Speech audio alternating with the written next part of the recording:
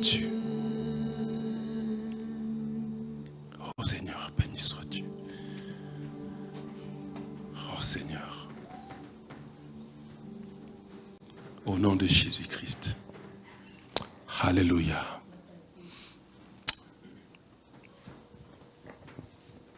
Il est notre Dieu. Frère bien-aimé, c'est pas la blague, c'est une réalité. Peut-être quand tu dis il est notre Dieu, tu ne comprends pas ce qu'il est en train de dire. Il se définit comme notre Dieu.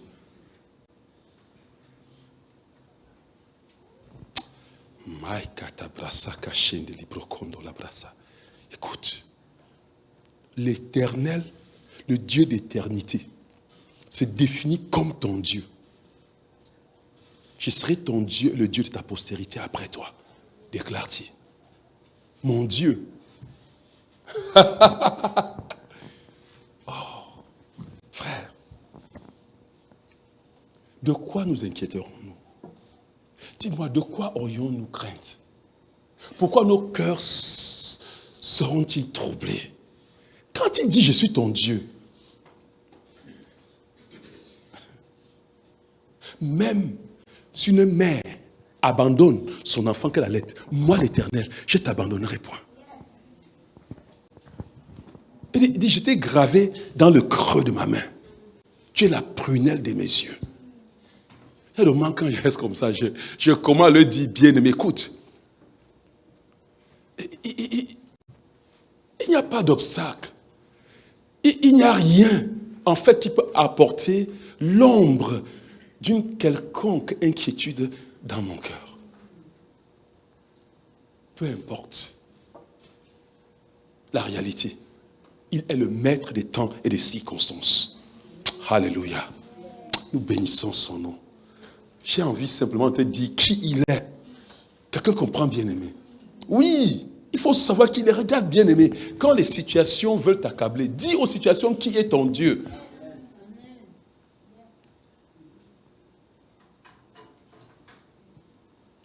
Et vous savez, plus quand je dis ce qu'il est, et je me rends compte que je suis son fils, et que je suis porteur de la nature divine, je comprends qui je suis.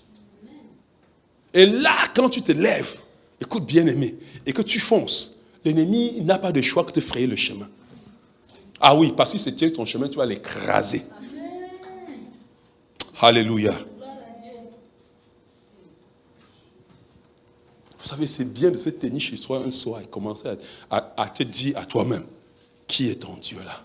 Qui est ce Dieu qui s'est défini comme étant ton Dieu? Non pas parce que tu as fait quelque chose. Non, non, non, non, non.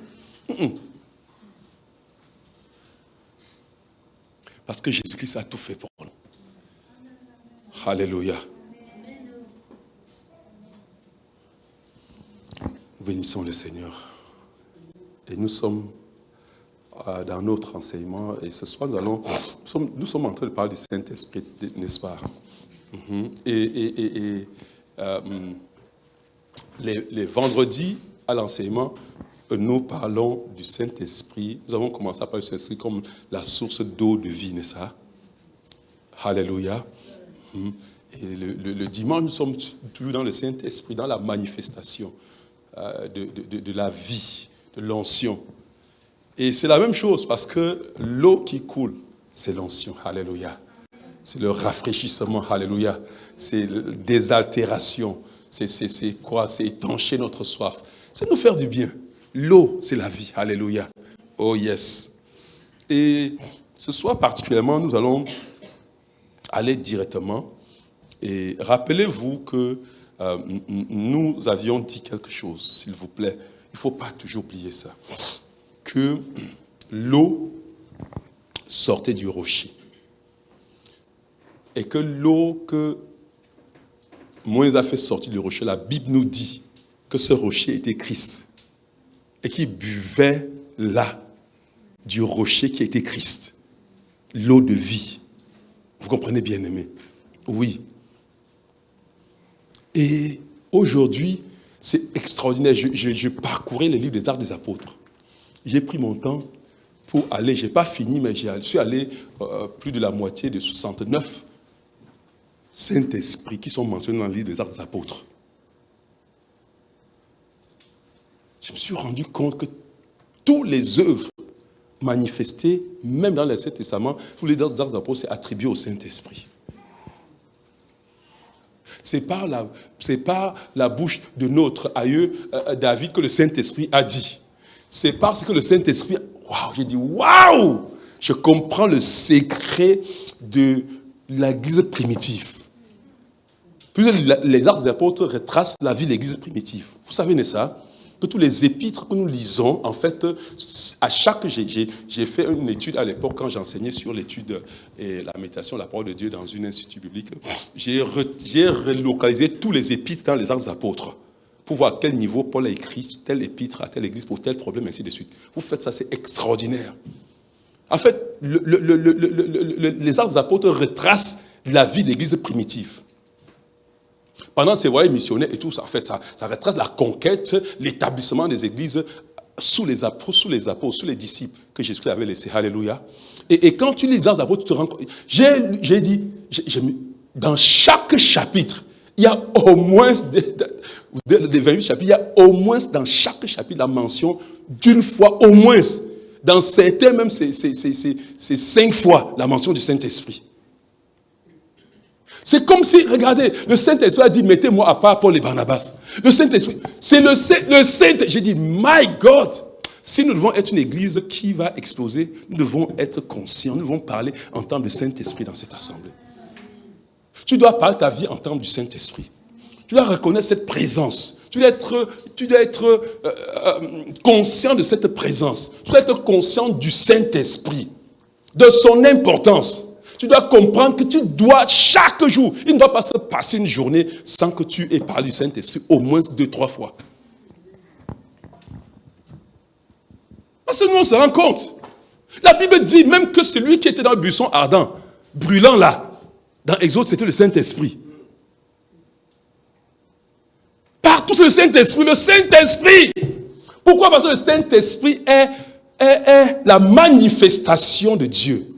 Vous comprenez, bien aimé? Oui, c'est le Saint-Esprit qui porte la présence de Dieu partout. Quand on dit que Dieu est partout sur la terre, c'est le Saint-Esprit qui porte sa présence partout. Le Saint-Esprit est la manifestation de la présence demeurante et la présence manifeste de Dieu. Avec le Saint-Esprit, c'est Dieu dans sa phase de la manifestation. Est-ce que vous comprenez ce qu'on dit, bien aimé? Ils sont indissociables. Là où Dieu se manifeste, c'est le Saint-Esprit, son esprit.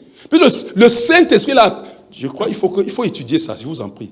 Il y a un chapitre dans le cours fondamental et c'est pour ça que je voulais instaurer ça. Ça fait mal que de ne pas connaître ces choses, vous comprenez bien.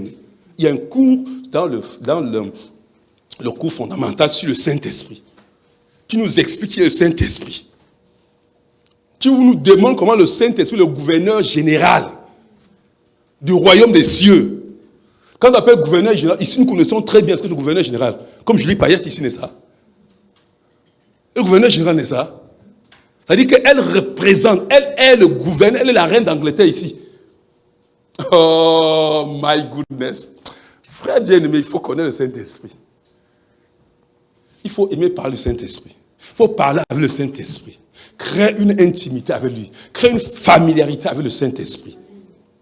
Il n'y a pas de vie chrétienne sans le Saint-Esprit. C'est vrai que le diable fait tout et tout pour que nous vivons. Waouh, c'est pas possible. Regardez bien, il n'y a pas, je vous en prie. Le Saint-Esprit est venu en nous pour briser toutes nos limitations. Mais écoute, ça, j'ai dit, mais écoute-moi, le Saint-Esprit est là pour ça. Attends que le Saint-Esprit a dit ceci. Le Saint-Esprit a dit à Paul, lève-toi et pars. Le Saint-Esprit a dit, quand il dit, va, approche-toi. Quand il a fini de baptiser le nu, le Saint-Esprit l'a transporté, il a disparu. Je dis, mais comment? C'est quoi le Saint-Esprit? Tous les gélisés disent, mais waouh, le Saint-Esprit. Regardez bien aimé. Le Saint-Esprit n'est pas venu parce qu'il manquait un endroit pour habiter et venir en toi. Non. Il est venu parce qu'il veut se manifester. Il est venu parce qu'il veut opérer. Quelqu'un comprend ce que je dis, bien aimé? Est-ce que vous comprenez? Il est venu en toi parce qu'il veut opérer. Il n'est pas venu. Pourquoi vraiment que cet esprit est venu faire quoi en nous? Mais le Saint-Esprit est venu pour te rendre surnaturel. Pour que tu cesses d'être un homme ordinaire. C'est que le Saint-Esprit est venu. Pour que ton intelligence soit surnaturelle, soit extraordinaire. Pour que tu sois hors du commun. Mais un enfant de Dieu ne doit pas être... Tu n'es pas un homme ordinaire. À cause du Saint-Esprit. C'est pour ça qu'il est venu. C'est Jésus, il a dit, je vous votre consolateur. Qu'il est préférable que regardez, tout ce que j'ai fait avec vous là, c'est rien. S'il ne parle pas, vous n'aurez rien. S'il ne parle pas, vous allez rester toujours limité. Parce qu'il faut que je meure, n'est-ce pas? Vous comprenez, bien aimé? Et que je reparte. Afin que ce que mon père avait promis puisse aider. Parce qu'il y a quelque chose que je veux faire dans le tabernacle au ciel. C'est ce qu'on appelle le ministre du sanctuaire. C'est ce qu'on appelle le sacrificateur selon l'ordre de Melchizedek. Il est sacrificateur dans le tabernacle qui est au ciel. Il y a quelque chose que je vais accomplir là-bas. S'il n'accomplit pas ça, vous n'allez pas avoir le Saint-Esprit qui va être libéré sur la terre. Il est préférable que je m'en aille. Il est parti, il l'a fait. Le Saint-Esprit est descendu. Alléluia. Vous savez qu'après la mort de Jésus, il devait monter aussi avec son sang, n'est-ce pas? Vous comprenez ça? C'est pour ça que quand Marie l'a vu, elle a dit, ne me touche pas, parce que je monte au ciel. Il faut que je parte avant de revenir, parce qu'il y a quelque chose, le but pour lequel je suis venu est mourir, il faut que je monte, accomplir ça au ciel, n'est-ce pas? Que je parte obtenir la justification. Que je parte et que Dieu agrée le sacrifice, mon sacrifice. Qu'il valide mon sacrifice. Que je parte et qu'il agrée. Alléluia. Que je parte avec ce sang pour présenter, pour faire l'expiation totale sur l'autel. Afin que vous deveniez, nous devenions la justice de Dieu. Alléluia. C'est clair, bien-aimé. Je veux que tu intègres ça. Regardez. Une chose que je ne sais pas. Vous savez, ce que je vais partager avec vous aujourd'hui, c'est ce en quoi je m'entraîne tous les jours. Vous comprenez, bien-aimé? Et je veux que tu t'entraînes à cela. Je veux que tu comprennes ça. Je veux dire que c'est ce à ce qu'il faut posséder, il faut la posséder. Il faut que ça devienne, que ça fasse corps avec toi. Il faut que tu n'aies pas d'autre façon. Un enfant de Dieu évolue vers cette conformité, cette unicité d'esprit, de corps, de l'âme, avec le Saint-Esprit. Quelqu'un comprend ce que je dis, bien-aimé? Oh, aïe, aïe, aïe, aïe, aïe, aïe, aïe, aïe. Nous sommes en train de parler de la source d'eau. Vous comprenez? Qui devient un fleuve. Et nous étions sur faire comment le source devient tel un fleuve. Nous avons vu ça, n'est-ce pas? De la source d'eau. De la source au fleuve d'eau. Et ce que je voulais que nous puissions voir ce soir, c'est-à-dire que j'ai introduit ça de la source au fleuve d'eau. La dimension prophétique. Vous comprenez, bien aimé? Aïe, aïe, aïe, aïe, aïe. Je me demande bien par où je vais commencer ça. Pour que, en fait, c'est un petit voyage qu'on va faire ensemble. Et je voudrais...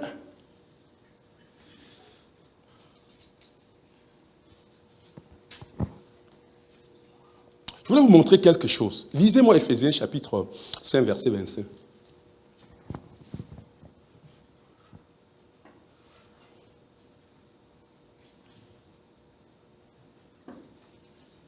La Bible est extraordinaire. Un livre vraiment bien aimé. Ephésiens chapitre 5, verset 25. La parole de Dieu déclare. Marie, aimez vos femmes comme Christ a aussi aimé l'Église et s'est livré lui-même pour elle. Amen. Continue. 26. Afin de la sanctifier en la purifiant par le lavage d'eau dans la parole, Oui. 27, afin de se Kamakatabayabo. présenter l'Église Shakababa. à lui-même, glorieuse, n'ayant ni tache, ni ride, ni rien de semblable, mais afin qu'elle soit sainte et sans défaut. Alléluia.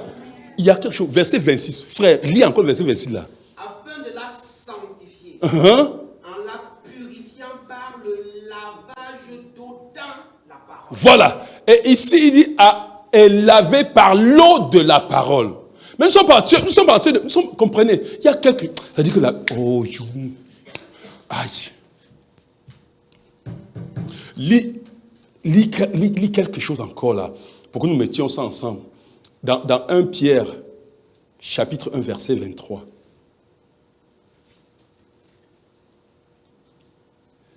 C'est-à-dire, il y a des choses, ça dit que la Bible, à un moment où tu es perdu. Perdu parce qu'il n'y a plus de frontières. Regardez, nous sommes en train de parler de l'eau, n'est-ce pas? Vous comprenez? Nous sommes encore, c'est le Saint-Esprit, n'est-ce pas? Mais non pas encore de l'eau, la parole qui va nous purifier. On sait plus, lis quelque chose là-bas. Chapitre 1, verset 23, parole de Dieu déclare. Ayant été régénérés, Oui. non d'une semence corruptible, Oui. mais d'une semence incorruptible par la parole vivante et permanente Par la de Dieu. parole vivante et permanente de Dieu. Ayant été régénéré. Attendez. Oh, c'est pas vrai. Vous avez fait le cours de la naissance nouvelle. Qui est l'auteur de la régénération, la naissance nouvelle, du début à la fin?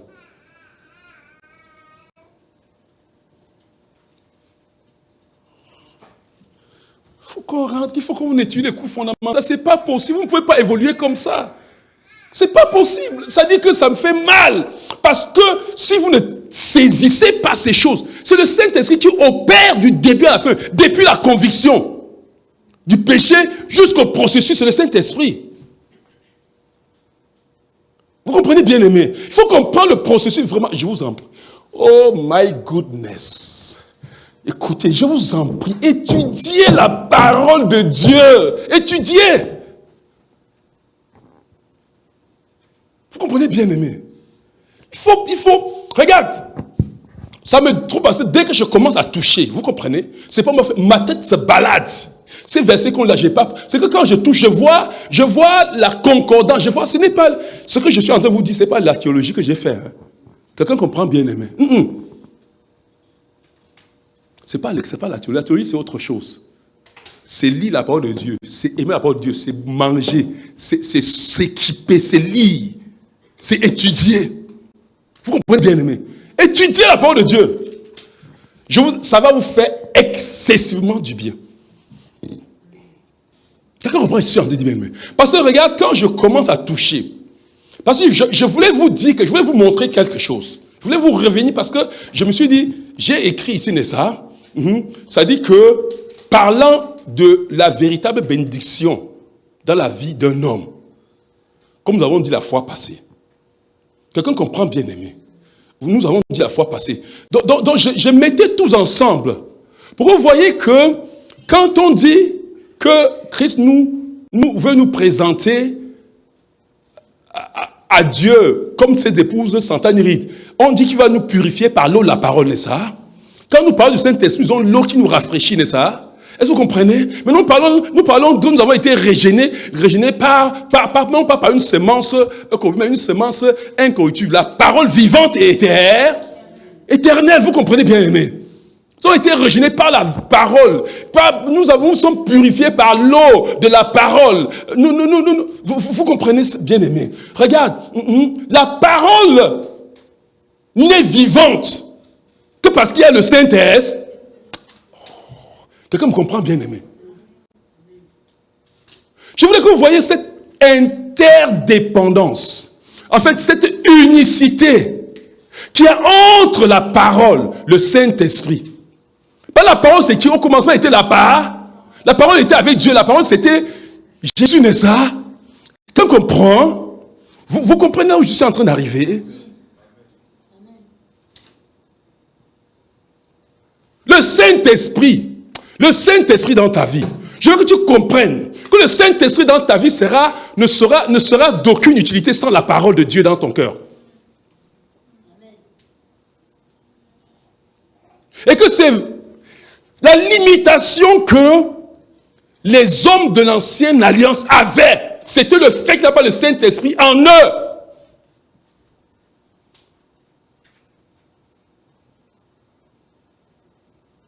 Comme demeurant. Et c'est normal, parce que l'expiation des péchés, il n'était pas encore sanctifié, comme nous le sommes aujourd'hui, après la mort et la résurrection de Jésus-Christ. Quelqu'un comprend, bien aimé? Je veux que tu comprennes que le Saint-Esprit, écoute, Dieu nous a donné ce qu'il faut, le Saint-Esprit. Le Saint-Esprit, oh mon Dieu, c'est la divinité même, c'est Dieu, c'est le potentiel divin. Dieu lui-même, le Père, écoutez, est-ce que Dieu peut faire sans la parole? Ah! Comment toi tu crois que tu vas faire sans la parole?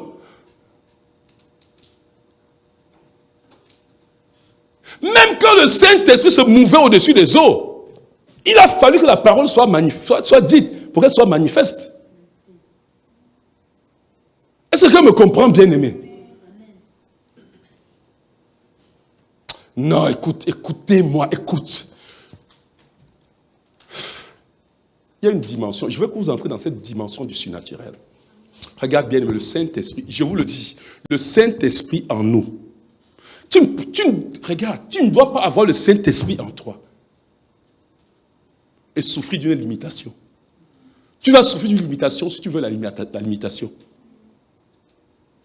Nous avons vu que tout ce qui est visible, nous prenons les choses invisibles pour anéantir celles qui sont visibles, n'est-ce pas? Le Saint-Esprit. Waouh! Le Saint-Esprit. Donc la véritable bénédiction, c'est-à-dire que ce que tu peux acquérir, le Saint-Esprit en nous, vraiment c'est le grand bien, c'est le grand cadeau, c'est le grand don, c'est la richesse que Dieu nous a donnée.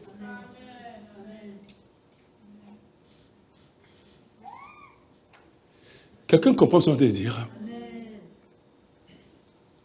Je vais te dire quelque chose. Peut-être il faut qu'on aille graduellement pour arriver là-bas. Le Saint-Esprit que Dieu nous a donné, bien-aimé, regardez, c'est le Saint-Esprit dans toute sa plénitude. C'est le Saint-Esprit sans mesure.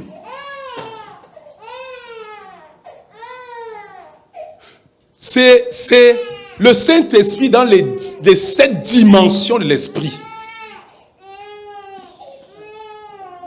Que nous voyons dans Éphésiens, dans Ésaïe chapitre 11, qui est représenté dans le tabernacle terrestre par le chandelier, avec cette lampe. Vous comprenez ce qu'on dit, bien-aimé? Qui en fait est une seule lampe, n'est-ce pas? C'est une seule lampe. Le chandelier porte la même huile qui monte et va dans 7 branches différentes, n'est-ce pas? C'est exactement les 7 lumières que le Saint-Esprit produit dans notre vie. Puisque le Saint-Esprit est la lumière de Dieu, n'est-ce pas? C'est elle qui est la lumière, n'est-ce pas? La parole sans elle n'est pas lumière, c'est elle qui fait éclairer la parole. C'est elle qui manifeste la parole, c'est elle qui a la parole visible, c'est elle qui fait briller la parole, c'est elle qui manifeste la parole. C'est lui autant moi qui manifeste la parole. Il dit que dans la nouvelle alliance que nous sommes, nous avons le Saint-Esprit dans ces 7 dimensions. La plénitude de Dieu. C'est-à-dire que nous avons tout pleinement en lui. Tout. La dimension de la puissance. La dimension de la sagesse. La dimension de la connaissance. Vous comprenez bien, mais la dimension de la révélation. Toutes les 7 dimensions sont manifestes en nous.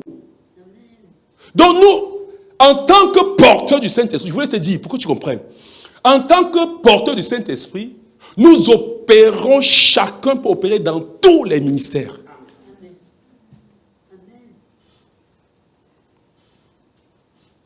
Si tu arrives à un endroit, écoute, si tu arrives à un endroit, regarde, il y a un pour lequel tu as été appelé. Mais tu arrives à un endroit où il y a s'impose, Dieu t'utilise pour le faire. Puisque le Saint-Esprit qui travaille en toi, c'est toi qui travailles. C'est le Saint-Esprit. Frère, je veux que tu comprennes cette grandeur du Saint-Esprit qui est en nous.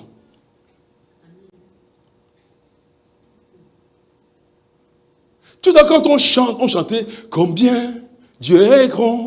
C'est-à-dire que quand je suis en train de dire combien Dieu est grand, je vois que Dieu grand là est en moi. Il me rend grand, grand aussi. Mais c'est pour ça qu'il est venu.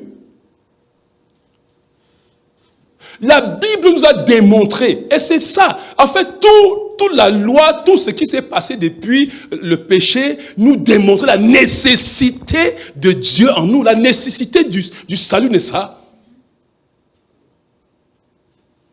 Et nous ne pouvons pas avoir ça aujourd'hui.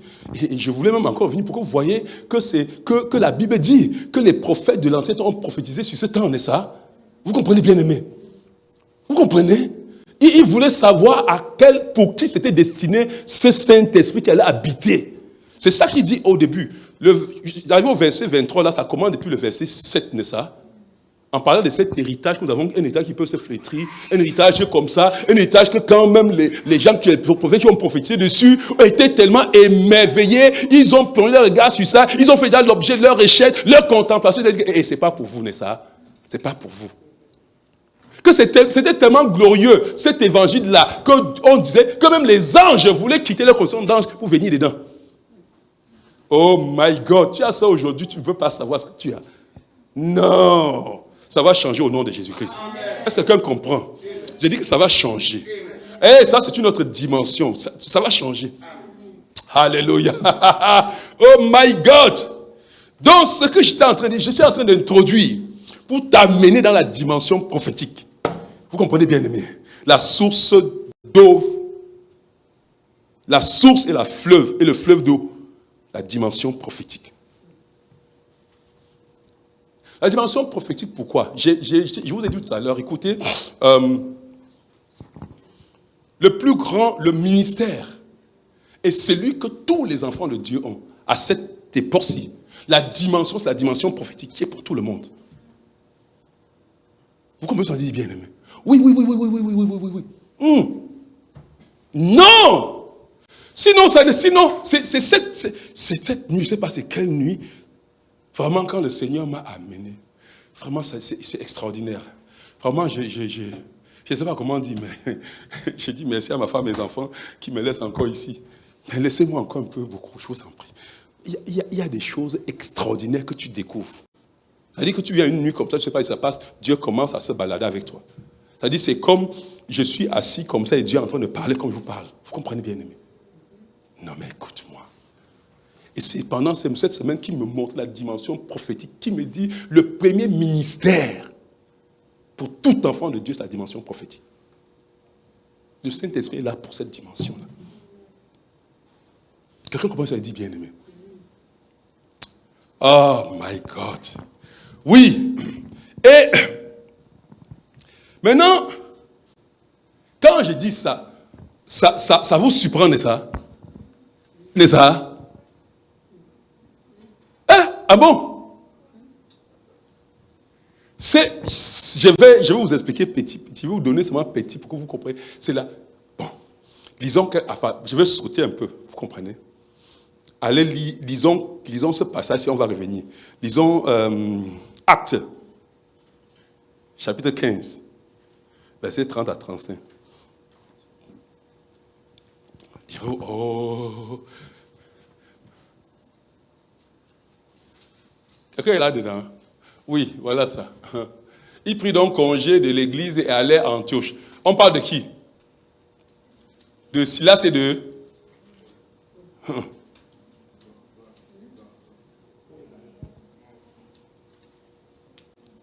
On va lire, on va arriver là. On dit, il prit donc congé de l'église et Jude et... Voilà. Il prit donc congé de l'église et allèrent à Antioche où ils réunirent l'assemblée et leur remit la lettre. Donc, ayant pris congé de l'église, allaient à Antioche. Oui. Oui, voilà. On fait la lecture de tout se réjouit on fit la lecture et tout se réjouit, voilà, de l'encouragement qu'elle leur apportait. Oui, mon frère. Jude et Silas, qui étaient eux-mêmes prophètes, encouragèrent les frères et les fortifiaient en leur... Qui étaient eux-mêmes, n'est-ce pas? Prophètes. Vous savez pourquoi on dit eux-mêmes? Qui étaient eux-mêmes, parce qu'il y avait les autres prophètes aussi, n'est-ce pas? Et eux-mêmes, vous étiez prophètes, encouragèrent les frères, les fortifièrent en parlant longuement. Au bout de quelques temps, ceux-ci les laissèrent retourner en paix vers ceux qui les avaient envoyés. C'est-à-dire au bout de quelques temps. Quand ils sont arrivés, ils ne pouvaient pas les laisser partir. Vous comprenez? Jusqu'à ce qu'ils aient fait le ministère prophétique dans leur vie. Vous comprenez? Quand ils ont rendu un ministère prophétique dans leur vie, ils pouvaient dire, partez, ça suffit. Ça nous va déjà, on n'a plus besoin de vous. Vous êtes venus quand nous étions faibles. Vous êtes venus quand nous étions désemparés. Vous êtes venus quand nous étions découragés. Partez, nous sommes devenus forts. À cause du ministère prophétique.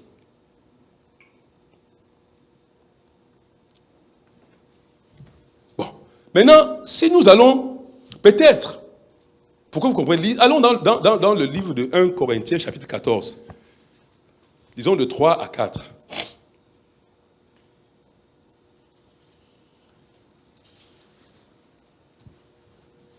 Aïe. La dimension, regardez, la dimension prophétique dans l'Ancien Testament est trop petite. Oui, tu peux lire ça. Je vais vous montrer pourquoi c'était tellement limité. Oh mon Dieu, que ces gens peuvent me comprendre ça. Celui qui prophétise, au contraire, parle aux hommes, oui. les édifie, les exhorte, les console. Celui qui parle en langue s'édifie lui-même. Celui qui prophétise édifie l'Église. Vous comprenez, bien aimé? Vous comprenez ce que nous sommes en train de dire? Parce que regarde la dimension de l'Ancien Testament. On le fait. Si vous voulez, je vais vous montrer. Agabus le faisait, Paul l'a fait, la dimension de l'Ancien Testament. En fait, nous sommes au-delà. Vous comprenez? Vous savez pourquoi la dimension de l'Ancien Testament a été limitée? Hein? Le prophète savait te dire ce qui s'est passé, ce qui va se passer. Mais il ne savait pas amener à manifestation. Il ne savait pas rectifier ce qui s'est passé, ni amener à manifestation ce qui va se passer. Oh, quelqu'un ne me comprend pas.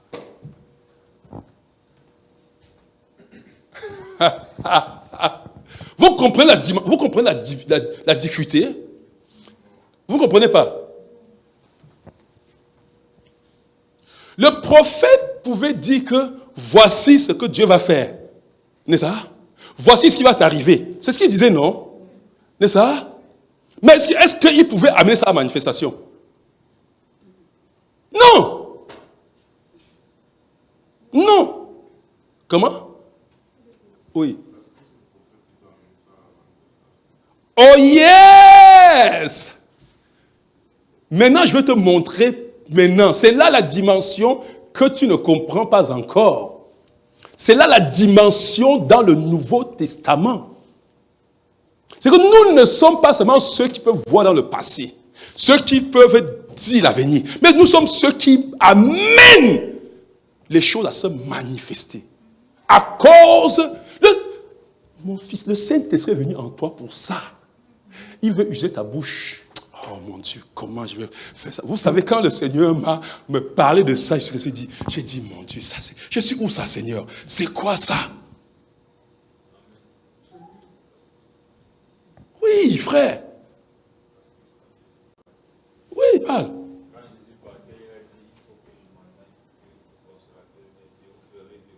Vous ferez, c'est-à-dire que vous ferez les œuvres que moi j'ai fait. Vous en ferez de plus grandes. Et tout ce que vous demanderez en mon nom, je le ferai.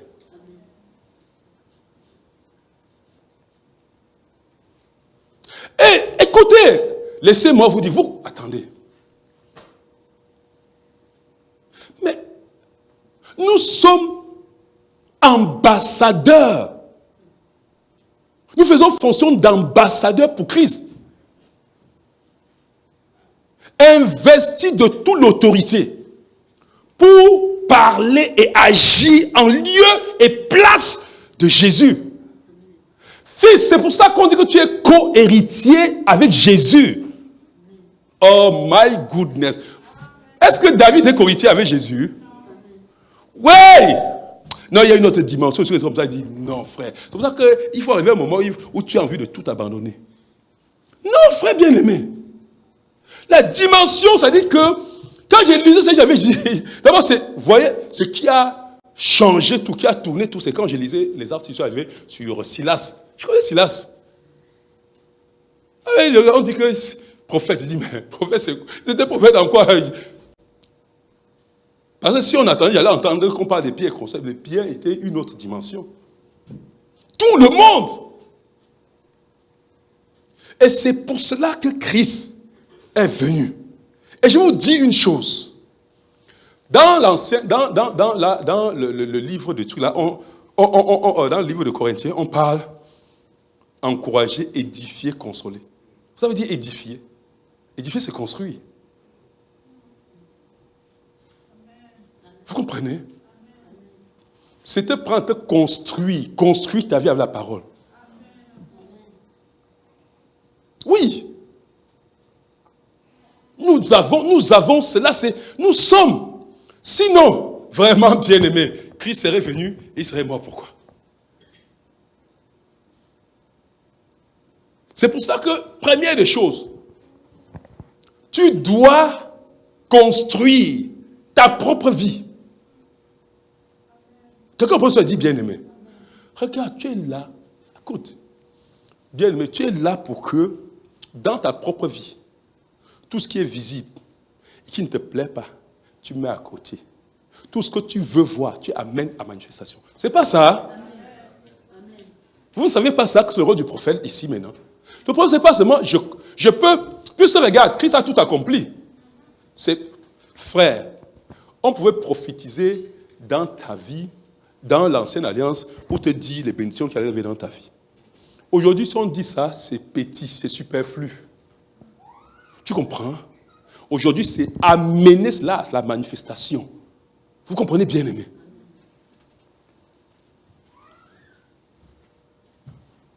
Et qu'est-ce qui se passe?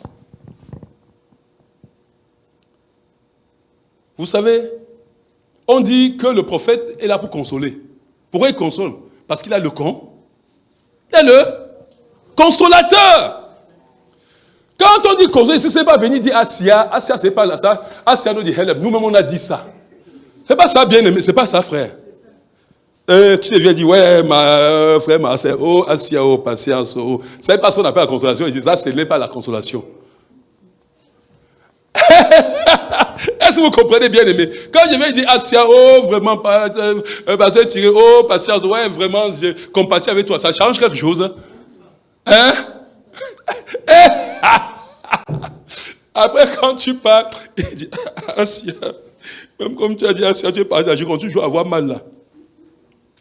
Non. Quand on parle, il dit, quand Jésus parle de notre consolateur, Jésus était là, quand Jésus dit, je vais vous envoyer un autre consolateur qui va venir vous guérir comme je vous guéris, vous comprenez? Un autre consolateur qui va venir vous voir dans le malheur, vous sortir dans ce malheur. Est-ce que vous comprenez, bien aimé? Pas, je vais te venir voir dans la pauvreté, tu n'as pas l'argent, dire, oh, non, c'est pas ça, la consolation, c'est pas le conforter avec les paroles. Et c'est le rôle du prophète. Alléluia. Est-ce que quelqu'un comprend, bien aimé? C'est au-delà de ce que Agabus prophétisait, ou bien les filles du prophète là faisaient, dit que voilà, comme tu vas à Jérusalem, voici ce qui va t'arriver, ou bien il avait prophétisé pour la famine qui va arriver. Non. C'est voir la famine qui va arriver, être capable de prendre les choses invisibles pour anéantir celles qui sont manifestes. C'est pas seulement dire que la famille va arriver, c'est dire comme la famille là va arriver. Et comme elle est là, je déclare qu'elle s'en va, elle disparaît. Amen. Vous comprenez? Oui, oui. Davantage pour le texte de 1 Corinthiens 14 est vraiment bizarre. Au verset 24, par exemple, il dit, mais si tous prophétisent, on peut dire que tous, en fait, peuvent prophétiser. Oui. Au verset 31, il dit, car vous pouvez tous prophétiser. Et au verset 39, il dit, ainsi donc, mes frères, désirez ardemment prophétiser. Désirez.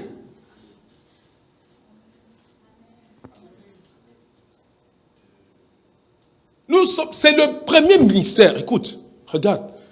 Pourquoi je vais dire c'est le premier ministère? Regarde, c'est le premier ministère. Ce ministère qui te bâtit toi-même d'abord. Ça t'édifie toi-même, ça te console toi-même. Comment? Écoute. Oh, pour les gens qui sont encore là, qui attendent la laisser, ce n'est pas un problème, je vais vous consoler, je vais vous édifier. Vous avez compris, non? Ça, vraiment. Mais nous voulons arriver, je vous dis, nous voulons, le vrai ministère, ce n'est pas que tu te consoles, que tu t'édifies.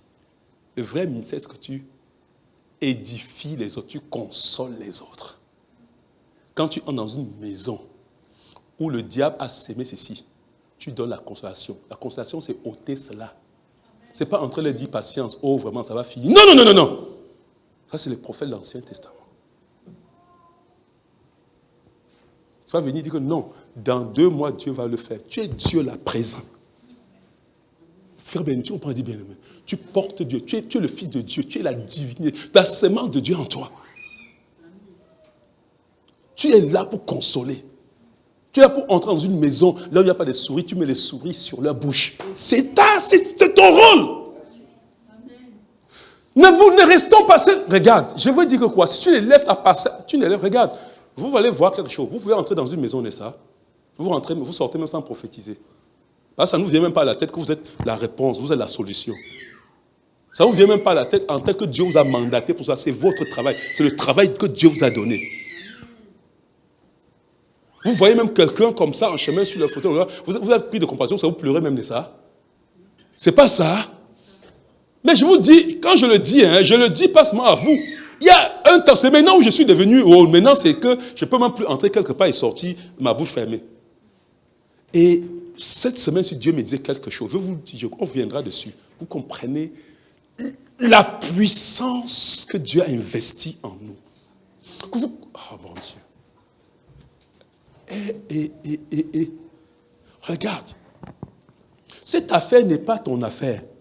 C'est l'affaire de Dieu. C'est-à-dire que Dieu est personnellement concerné.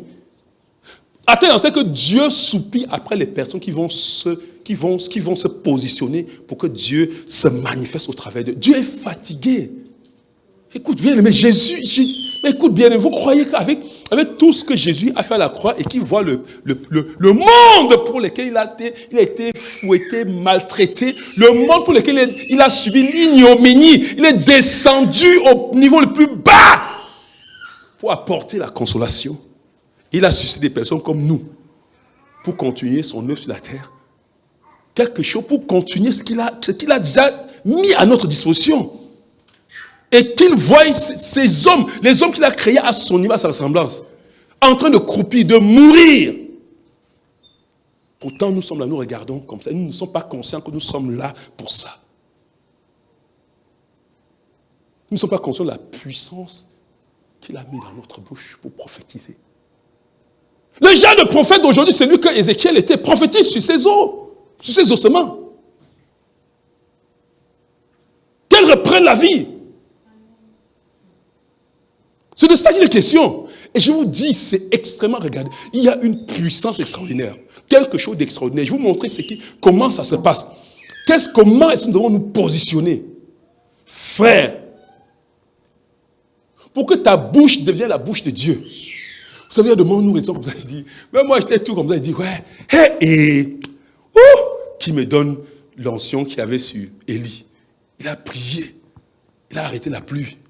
Pendant 3 années et demie, il a encore prié.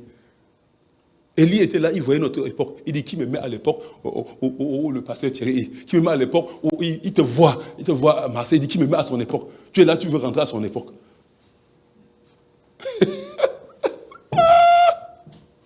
Alléluia.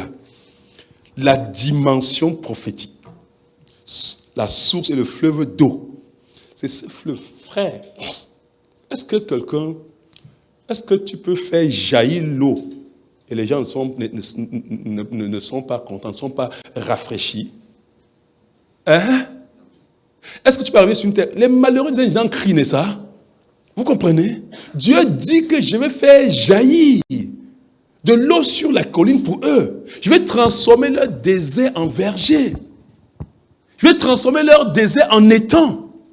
Et moi et toi, nous sommes cette source que Dieu veut transformer en fleuve. Pour transformer leur désert en verger. Pour que ceux qui sont malheureux, qui ont soif et qui crient, pour qu'ils puissent boire. C'est pas que tu les trouves, ils ont soif, tu dis, ouais, patience, ça va aller, ça va aller. Non! Il veut de l'eau, donne-lui de l'eau, parce que tu es la source.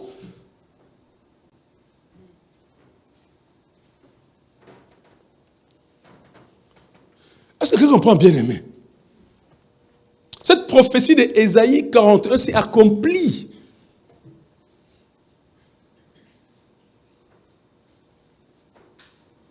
Nous sommes, je vous ai dit, l'eau coule du rocher. Et nous avons lu, si nous avons été taillés du rocher qui est Christ.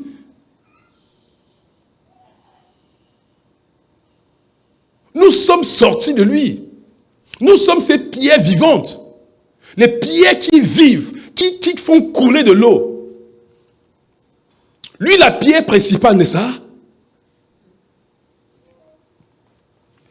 Alléluia. Frère, une chose que tu dois faire, s'il te plaît. Il faut savoir prophétiser dans sa vie. En fait, je vais vous dire une chose. Ce que nous faisons beaucoup plus,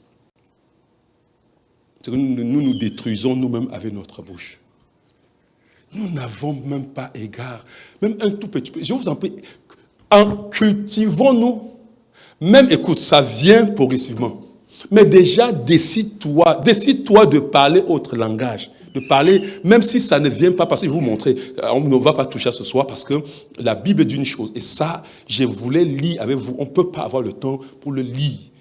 Lire Proverbes, quand vous venez ici, lisez-moi Proverbes chapitre 2, 3 et 4. Vous comprenez bien mieux.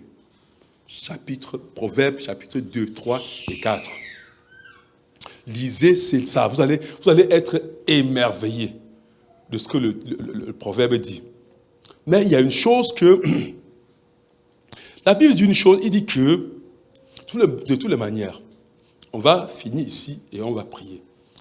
Il dit que nous pouvons lire les deux versets. Quelqu'un peut lire Matthieu 12, peut-être prendre à partir du verset 33 à 35 pour que vous compreniez quelque chose. C'est Jésus qui parlait.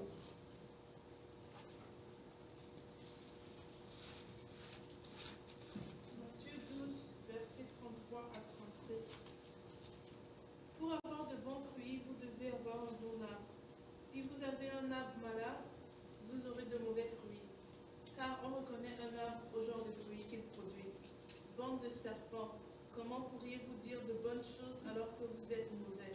Car la bouche exprime ce dont le cœur est plein. L'homme bon tire de bonnes choses de son bon trésor. L'homme mauvais tire de mauvaises choses de son mauvais trésor. Alléluia. Au jour du jugement, les hommes auront à rendre compte de toute parole inutile qu'ils auront prononcée. Car c'est d'après tes paroles que tu seras jugé et déclaré soit innocent, soit innocent, soit coupable. Oui, vous comprenez? Il dit que, lis encore le président, comprenez bien. Et on va peut-être ça, je vais vous ouvrir un pan de voile pour la radio. Lis ça. Verset 23. C'est pas 23. Verset 33 autant pour moi, oui. Pour avoir de bons fruits, vous devez avoir un bon arbre. Si vous avez un arbre malade, vous aurez de mauvais fruits. Pour avoir un bon fruit, il faut avoir un bon... Si vous avez un arbre malade, vous allez avoir les mauvais fruits. C'est là où ça commence. C'est que nous avons des mauvais fruits parce que l'arbre est malade. Et il continue, il explique. Il dit que l'homme bon, on reconnaît un arbre au genre de fruits. Oui.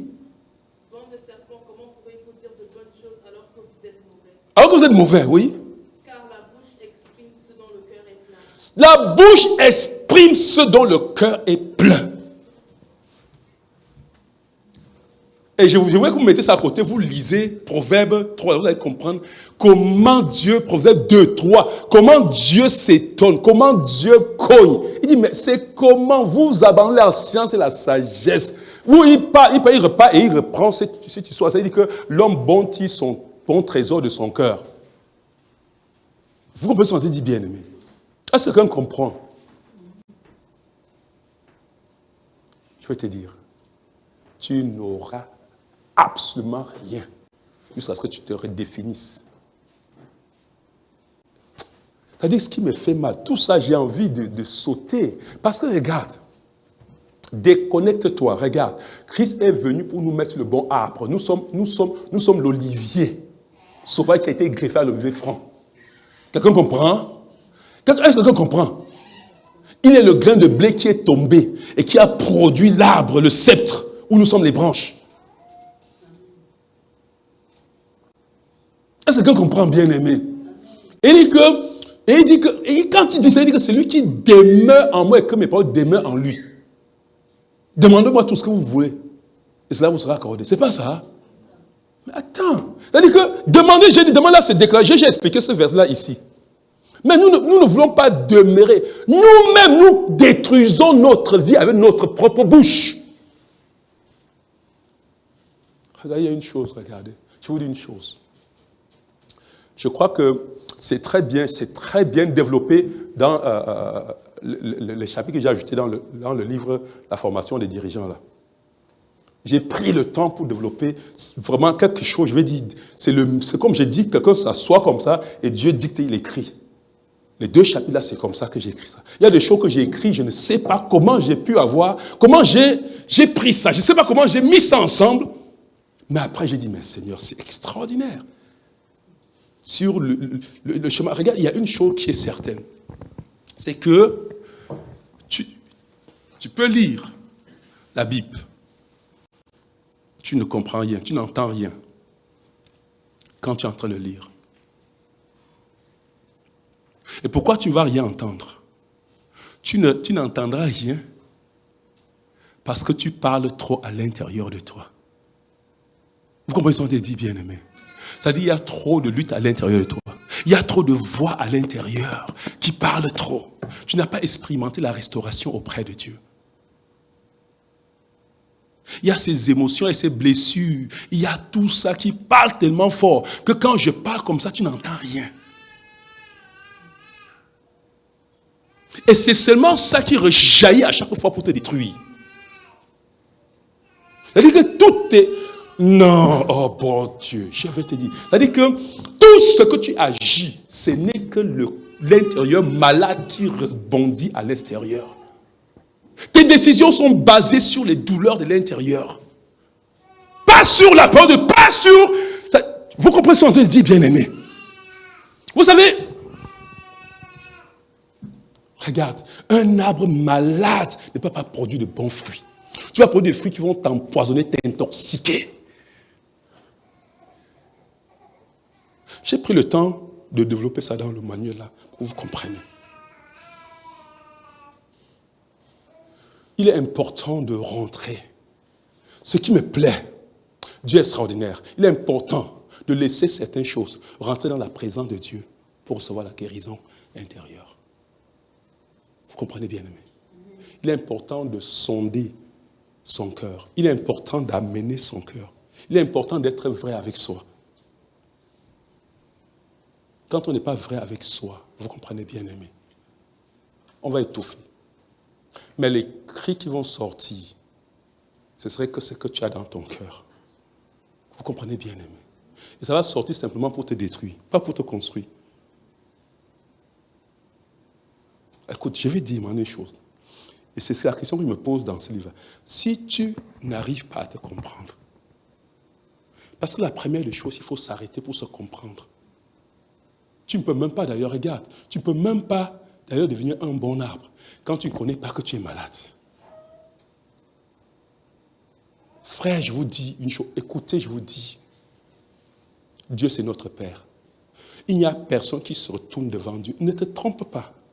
Ne te trompe pas. Sois vrai avec toi. Regarde, j'ai dit dans ce livre, si tu n'es pas loyal avec toi-même, tu peux être loyal avec quelqu'un d'autre. La loyauté, qui est ce que Dieu demande, sans laquelle on ne peut pas réussir quoi que ce soit dans la vie chrétienne, commence par être loyal vis-à-vis de soi-même. C'est être honnête avec soi-même.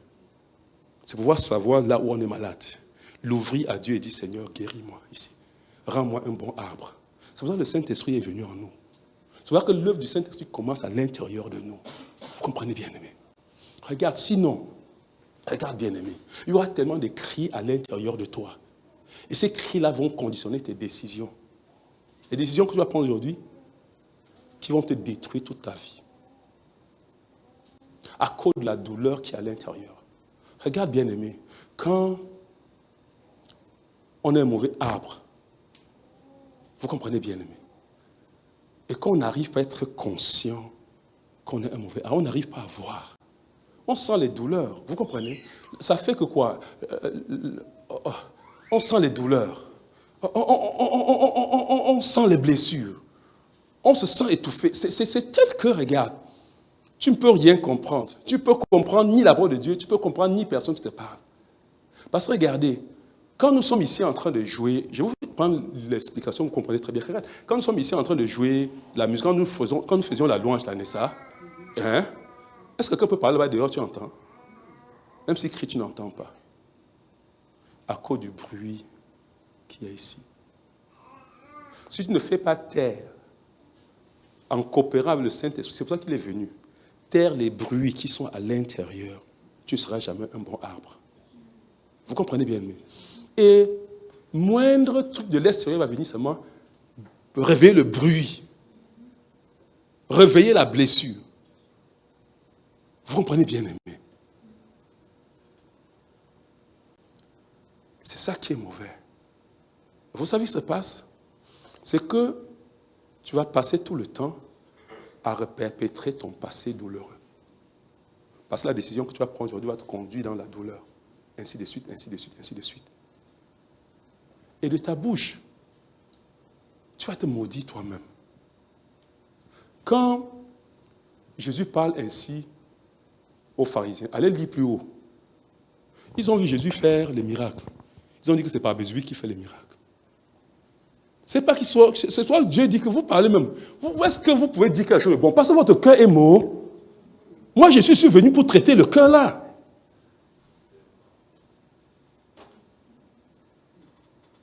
Et regardez, là on va revenir sur ça, et je vous dis qu'il y a le moment où nous écoutons la parole de Dieu comme ça. Quand nous allons pour prophétiser, le cœur prophétise plus que notre tête ne prophétise. En fait, ce que la tête prophétise, le cœur annule. Est-ce que quelqu'un me comprend? Regardez bien, mais il faut être juste avec soi. N'aie pas peur d'ouvrir ton cœur devant Dieu pour dire Seigneur. N'aie pas peur. Ne te trompe pas. Quelqu'un comprend bien, aimé. Ne te trompe pas. Laisse que ton cœur... Je vais te dire, écoute, si tu enseignes, je crois que je te garantis, lorsqu'on va passer au travers de cet enseignement, écoute-moi, quelque chose va se passer dans ta vie. Quelqu'un comprend ce qu'on dit, bien aimé. Oui. Laisse ça. Il dit que l'homme bon tire son bon trésor de son cœur. C'est pour ça que l'action première, il va nous purifier d'une eau pure. C'est ça, commence par là, ça. Il va nous toucher de toutes nos souillures, n'est-ce pas? C'est ça le rôle du Saint-Esprit, n'est-ce pas? Par l'au-delà, donne-lui l'eau de la parole. Ça dit que quoi? Prends un verset, lis, mets-toi dedans. Pose-toi des questions vraies sur toi.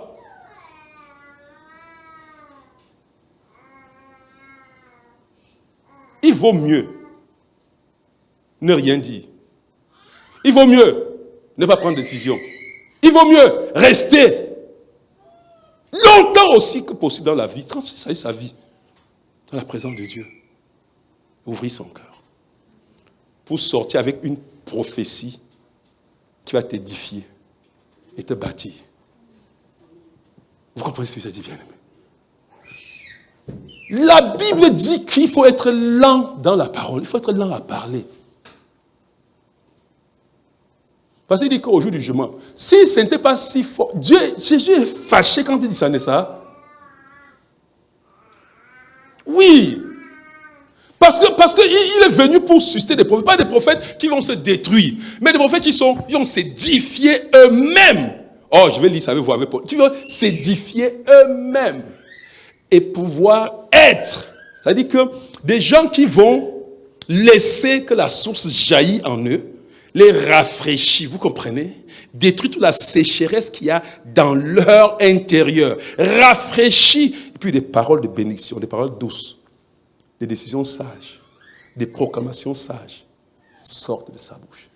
Qui va bénir, et qui va construire au lieu de détruire. Alléluia. Il faut comprendre la première vocation des ministres de la Nouvelle Alliance, la vocation prophétique. Transformer ce monde-ci avec la parole. Transformer sa vie avec la parole. Transformer ce monde. Regarde, je vais dire une chose. Ça commence par ici. Même quand ton cœur n'est pas encore aligné, il faut savoir prophétiser bien dans ta vie. Il faut savoir se regarder dans le miroir et s'encourager. Il faut savoir au moins dire ce que Dieu dit de toi. Il faut être capable. Regarde, je vous dis une chose. Je vous dis, quand vous développez la pensée, est-ce que quand tu dis que tu es plus que vainqueur, tu inventes quelque chose? Hein? Quelqu'un comprend? Est-ce que quand tu dis que je ne peux pas échouer, tu inventes quelque chose? Ce n'est pas lui qui a dit que, grandons à Dieu qui nous fait toujours triompher. Qui a la même version? Vous lisez sa version, c'est extraordinaire. Ce verset de tout là. Ce n'est pas moi. Quand vous disiez que vous avez tout pleinement, vous inventez quelque chose. Vous êtes simplement qu'en train, et c'est ça là où ça commence. Regardez, c'est que il y a par moment une lutte qui se fait, mais c'est en proclamant, que finalement ça finit par éteindre ce qui est à l'intérieur là. Il y a un travail d'aller et un travail retour. Vous comprenez, bien aimé? Quelqu'un comprend, bien aimé? Les choses sur lesquelles regarde, écoute-moi. Il n'est pas, regarde, ça ne paye pas pour toi. Ça ne veut rien dire que tu sens mal. Et puis tu dis, oh, j'ai mal ici, j'ai mal ici. Tu n'as rien dit, tu n'as rien fait. Tu as plutôt prophétisé mal dans ta vie. C'est-à-dire qu'au lieu de te focaliser, comme l'apôtre disait, sur les choses invisibles, toi tu es resté sur les choses vives. Quelqu'un comprend, bien aimé? Cultiver ça, ça dit que quand tu es fatigué, si on t'entend dire je suis fort, c'est que tu es en train de dire que tu sens la fatigue. Quelqu'un comprend? Je ne sais pas si tu me comprends. Nous ne regardons pas aux choses. Parce que les choses visibles sont payées. Mais nous regardons aux choses invisibles. Parce que les choses visibles sont éternelles.